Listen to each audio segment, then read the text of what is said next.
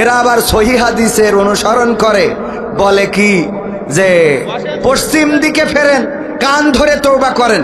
পশ্চিম দিকে ফিরে কান ধরে তওবা করতে হবে, কোন হাদিসে পেয়েছে? আমি তো আজ পর্যন্ত পেলাম না। মুফতি আমির হামজার আল্লাহর সুন্দর সৃষ্টি দেখার জন্য বলিউডের নায়িকার সৌন্দর্য দেখতে বলেছেন। আপনারা আসলেই মূর্খ গো, আপনারা আসলে জাহেল, আপনার অন্তরটা এত খারাপ। এর বক্তব্য শুনেন আপনারা? হ্যাঁ, এর বক্তব্য শুনেন আপনারা? আপনারা যার এর বক্তব্য শোনেন, সবাই পশ্চিম দিকে হয়ে কান ধরে তোবা করবেন। এটা আজকের শাস্তি আপনাদের। এটা আমার কাছে না, মানে আপনি অবশ্যই তোবা করবেন। তো যদি নায়িকার নাম আমির হামজা বলার পরে তুমি বুঝে ফেলো, তাহলে তুমিও ওই নায়িকার হাজি। কথা কয় না? তুমিও পীর সাহেব কত বড় নাম বললো, বুঝে ফেললে তুমি কত বড় হাজি। তার মানে আমির হামজার আগে তুমি ওখানে গেছাও। কথা কয় না, ঠিক না? ঠিক। এরা আবার সহি হাদিসের অনুসরণ করে, বলে কি যে পশ্চিম দিকে ফেরেন, কান ধরে তওবা করেন। পশ্চিম দিকে ফিরে কান ধরে তওবা করতে হবে, কোন হাদিসে পেয়েছে? আমি তো আজ পর্যন্ত পেলাম না। অন্যরা পাইলে বলেন, এখানে হাদিস বিশারদ যদি কেউ থাকেন যে কান ধরে পশ্চিম দিকে ফিরেই তওবা করতে হবে, এই কি তওবার কোনো নিয়মের মধ্যে পড়ে? কথা কয় না? তওবার কোনো নিয়মের মধ্যে আছে? তওবার 4টা নিয়মের মধ্যে একটাও নেই যে কান ধরে পশ্চিম দিকে ফিরে তওবা করতে হবে। তাহলে তুমি হাদিসের সহি হাদিসের অনুসারী মুহতারাম আমির হামজাকে উপহাস করলে ভালো কথা। তুমি এই নায়িকার নাম জেনে বললে যে সবাই তওবা করতে হবে, তুমি এই নায়িকা চিনলে কি করে? কথা কয় না? তুমি আল্লাহর ওলি। কেমন আল্লাহর ওলি?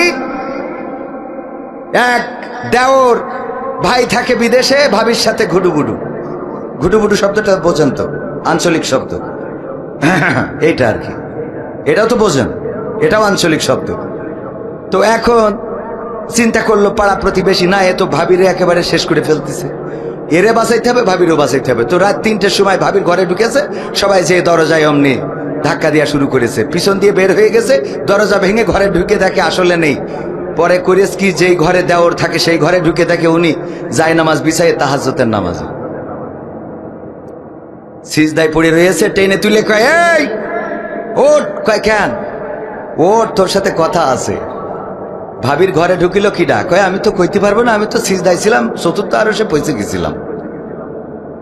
বলছে তুই তো পরহেজগার, এটা তো আমরা জানি, কিন্তু আমাদের দুঃখ হইল তোর পায়ের স্যান্ডেল জোড়া তোর ভাবির খাটের নিচেই কেন? কথা কি বোঝা গেছে? তুমি তো পরহেজগার, তাহাজ্জুদে আসো, এটা মানলাম, তোমার পায়ের স্যান্ডেল জোড়া কেন এখনো ওই ভাবির খাটের নিচেই রয়েছে? তুমি তো পরহেজগার। তো তুমি পরহেজগার, আমির হামজার একটা নায়িকার নাম বলা নিয়ে কে? নায়িকার নাম পেপার পত্রিকায় থাকে না? কথা কয় না? পেপার পত্রিকায় থাকে না? থাকে না? আমরা যদি বলি পরিমণিরে, যেও দেখে না, নাম শুনেছে, সেও বোঝে না যে পরিমণি মানে একটা সুন্দরী মেয়ে। কথা কয় না? এ বোঝা যায় না? যায় না? এ বুঝাইনোর জন্য পাগল ছাড়া তো কেউ বোঝে না। পাগল রে বুঝাইতে পারবো না, কিন্তু বাকি যাদের বুদ্ধি আছে তারা তো বোঝে। পরিমণি মানে সুন্দরী, বুবলি মানে সুন্দরী, শাহরুখ সাহেব, কি ওই যে আরো ভারতের নায়িকা আছে, অঞ্জনা না, ঐশ্বরিয়া রায়, ঐশ্বরিয়া, কারিনা কাপুর, ক্যাটরিনা, হ্যাঁ, আমাদের এরা আবার ভালো বোঝে। তো এইগুলো নাম বললে অনেকেই বোঝে না, না দেখলেও বোঝে না যে এরা সুন্দরী, না হইলে নায়িকা হয়েছে কি করে? কথা কয় না?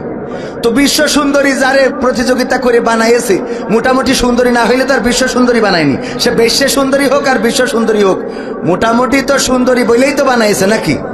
কথা কয় না? তো এটা পেপারে পড়লেও তো বোঝা যায়, পত্রিকায় দেখলেও তো বোঝা যায়। এটা নিয়ে এত মাতামাতির কি আছে? সারাটা জীবন আমির হামজা ভাই ভালো কথা বলেছে, একটাও নিয়ে তুমি কোনোদিন ক্রেডিট দাও নাই, কোনোদিন বলো নাই আমির হামজার এই আলোচনাটা ভালো লেগেছে, এই ওয়াজটা শুনে মানুষের হেদায়েত হয়েছে, এই আলোচনাটা খুব ভালো, এই আলোচনাটা গঠনমূলক, এই কথাটা সুন্দর, এই কথাটা বলা উচিত, এই ওয়াজ করা উচিত, কোনোদিন বলো নাই। একদিন একটু নায়িকার নাম ধরেছে, আর সারাটা জীবনের অর্জন সব অর্জন করলে? কথা কয় না? অথচ আল্লাহ রাব্বুল আলামিনও মিজান রেখেছেন, দাড়িপাল্লা রেখেছেন, নেক এবং সওয়াব, গুনাহ, বদি এবং নেক আমল, দুইটা ওজন দেয়া হবে। যেটা ডান দিকে যদি ভারী হয় সে জান্নাতে যাবে, বলেন সুবহানাল্লাহ। সারাটা জীবনের কর্মের মধ্যে যদি ভালো কাজের সংখ্যা বেশি হয় কোথায় যাবেন? কোথায় যাবেন? জান্নাতে। এই জন্য আমি গানে বলেছি এই ভবেতে কোমার বেশি, আমরা সবাই পাপী, নিজের পাপের। এই লাইনটা অবশ্যই কবি নজরুলের একটা কবিতার অংশ থেকে নেওয়া, কিন্তু পরের গুলো